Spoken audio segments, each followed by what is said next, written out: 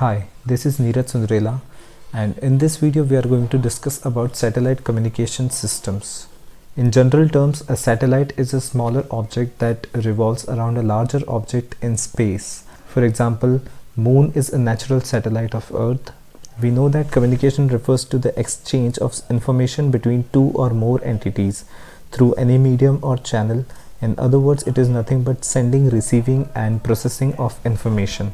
If the communication takes place between any two Earth stations through a satellite, then it is called a satellite communication. In this communication, electromagnetic waves are used as carrier signals.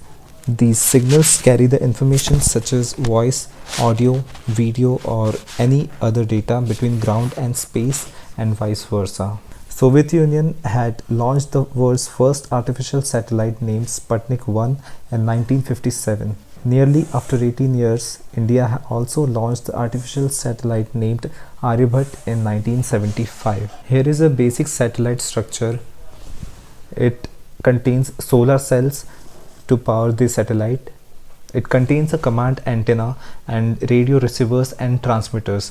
At the bottom of the satellite is a main rocket motor, which is powered by rocket fuel. A satellite contains rocket thrusters in order to maintain its direction and its speed. A satellite is a body that moves around another body in a particular path. A communication satellite is nothing but a microwave repeater station in space. It is helpful in telecommunications, radio, and television, along with internet applications. A repeater is a circuit which increases the strength of received signal and then transmits it, but this repeater works as a transponder.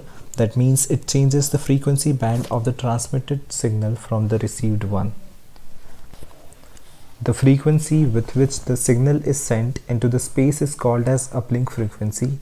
Similarly, the frequency with which the signal is sent by the transponder is called as downlink frequency.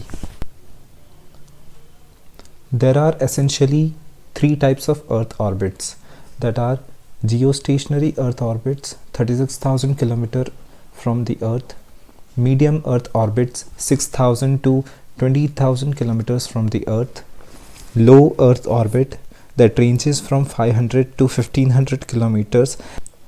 There is one more type of Earth orbit, that is highly elliptical orbits.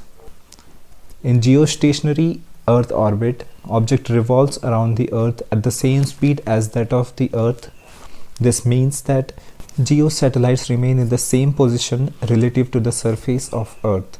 Because of the long distance from Earth, it gives a large coverage area, almost a fourth of the Earth's surface, but this distance also causes it to have both a comparatively weak signal and a time delay in the signal, which is bad for point-to-point communication. MEO satellites have a larger coverage area than LEO satellites. A MEO satellite's longer duration of visibility and wider footprints means fewer satellites are needed in a MEO network than a LEO network. A MEO satellite's distance gives it a longer time delay and weaker signal than a LEO satellite, though not as bad as a GEO satellite. As the name suggests, LEO satellites are much closer to the Earth than GEO satellites, ranging from 500 to 1500 km above the surface. LEO satellites don't stay in fixed position relative to the surface and are only visible for 15 to 20 minutes each pass. A network of LEO satellites is necessary for LEO satellites to be useful. Satellite communication is now an indispensable part of the most major communication systems. Today, the world has become a very small place because of satellite communications, allowing people no access to physical connectivity to join roundtable discussions from thousands of miles away. Allocating frequencies to satellite services is a complicated process, which requires international coordination and planning. This is carried out under the auspices of International Telecommunication Union. To facilitate frequency planning, the world is divided into three regions. Region 1, Europe, Africa, the former Soviet Union, and Mongolia. Region 2, North and South America and Greenland. Region 3, Asia, Australia and the Southwest Pacific. Frequency bands for satellite services are shared with terrestrial services. Satellite signal strength is constrained to avoid interface by it to others. Thus, a large antenna and sensitive receivers are needed at the Earth station. Many satellites have to share a limited frequency band, thus no coordination in frequency and orbital location is important. Satellite technology is developing fast, and the application for satellite technology are increasing all the time. Not only can satellites be used for radio communications, but they are also used for astronomy, weather forecasting, broadcasting, mapping and many more applications. With the variety of satellite frequency bands that can be used, designation have been developed so that they can be referred to easily. The higher frequency bands typically give access to wider bandwidths but are also more susceptible to signal degradation due to rain fade.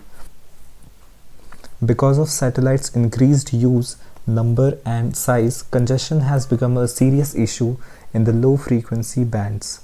New technologies are being invested so that higher bands can be used.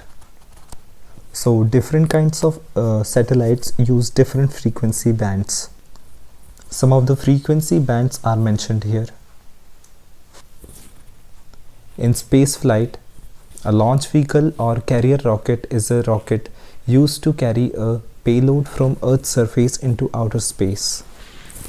A launch system includes the launch vehicle, the launch pad, and other infrastructure. Although a carrier rocket's payload is often an artificial satellite placed into orbit, some space flights such as sounding rockets are suborbital, while others enable spacecraft to escape Earth orbit entirely. One of the examples for satellite launch vehicle is PSLV, Polar Satellite Launch Vehicle.